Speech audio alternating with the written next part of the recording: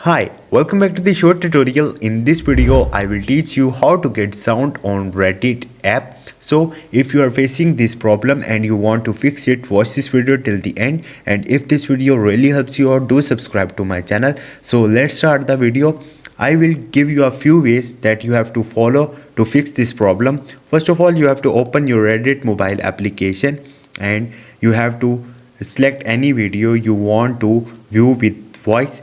So right now, as you can see, voice is muted from here. You have to tap on it and try to fix it. Maybe your sound will be, you will get the sound of this video. If it's not, maybe the creator post this video without the sound. And if you open the speaker like this and still you won't listen anything, volume up your mobile voice and maybe you will get video voice. So this is the way, this is the actually ways to fix the Reddit videos voice problem. Hope this video will helpful for you. If you have any question or any confusion, just drop a comment. I will try to help you. Thank you.